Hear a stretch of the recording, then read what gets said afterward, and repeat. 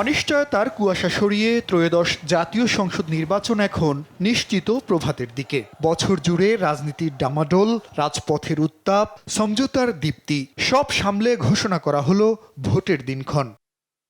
বৃহস্পতিবার সন্ধ্যায় জাতির উদ্দেশ্যে দেয়া ভাষণে ত্রয়োদশ জাতীয় নির্বাচন ও গণভোটের তফসিল ঘোষণা করেন সিইসি এএমএম নাসির উদ্দিন।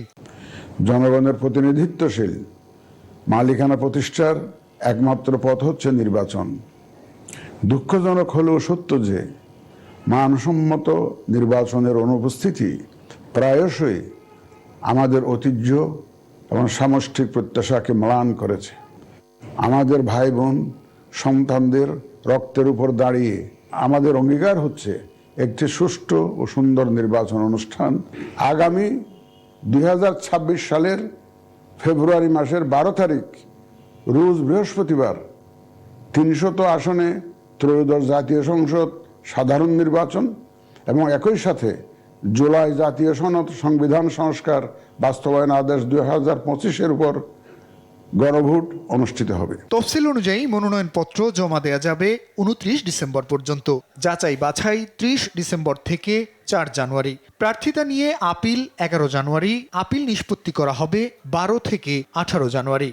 মনোনয়নপত্র প্রত্যাহারের শেষ দিন 20 জানুয়ারি। প্রতীক বরাদ্দের পর 22 জানুয়ারি শুরু হবে প্রচারণা। চলবে 10 ফেব্রুয়ারি সকাল 7:30 পর্যন্ত।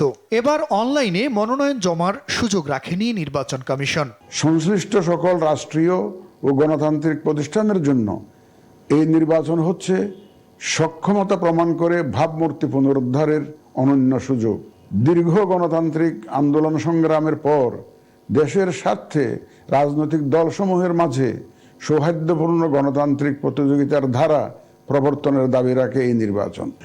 আসুন আমরা আচরণবিধি মেনে একটি শান্তিপূর্ণ ও উৎসবমুখর নির্বাচন নিশ্চিত করি।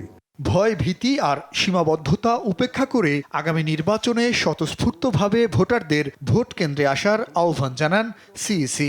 যে কোনো ভয়ভীতি, প্রলোভন, প্রবঞ্চনা এবং সীমাবদ্ধতার ঊর্ধ্বে উঠে নিঃসংকোচে আপনাদের ভোটাধিকার প্রয়োগ করুন। আপনাদের নিরাপদ ও উৎসবমুখর অংশগ্রহণ নিশ্চিতকল্পে সংশ্লিষ্ট সকল প্রতিষ্ঠান ও বাহিনী কাজ করবে।